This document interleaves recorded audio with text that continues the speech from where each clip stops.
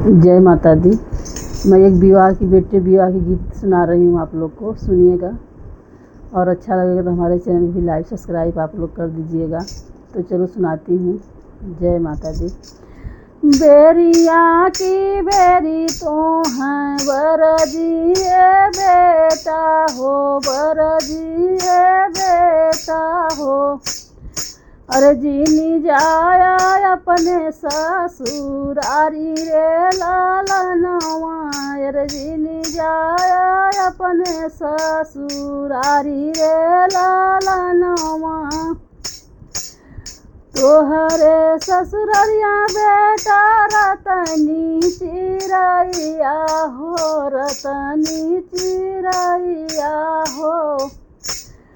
अरे तो ही के दई है भर माई रे लालनवा, अरे तो ही के दई है भर माई रे लालनवा।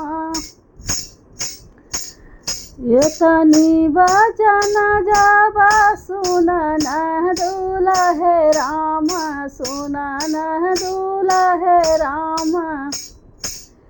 अरे माना मुस्कान रे लालनवा, अरे माना मुस्कान रे लालनवा। एक हथवा ले बायम्मा सोने का पिजड़वा हो, सोने का पिजड़वा। अरे एक हथवा ले बाई मुट्ठी भर धान रे लालनवा, अरे एक हथवा ले बाई मुट्ठी भर धान रे लालनवा।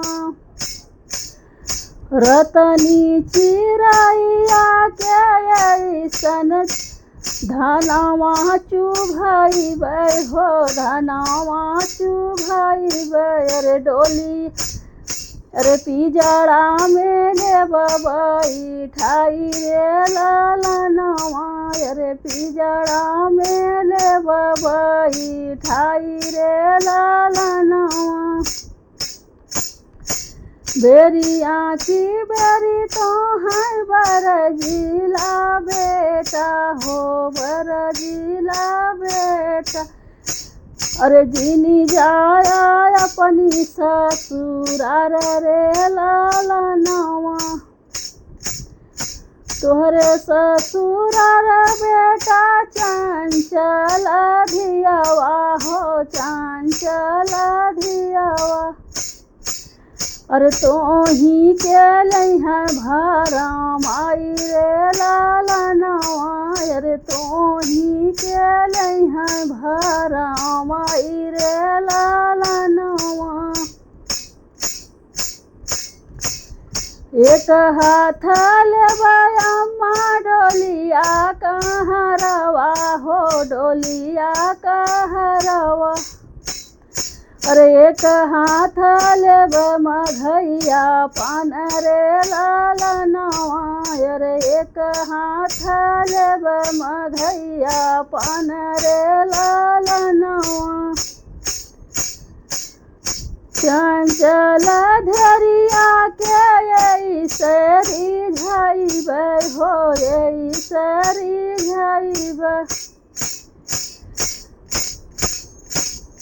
अरे बैठाई ले डोलिया कहाँ रे लालनवा, अरे बैठाई ले डोलिया कहाँ रे लालनवा।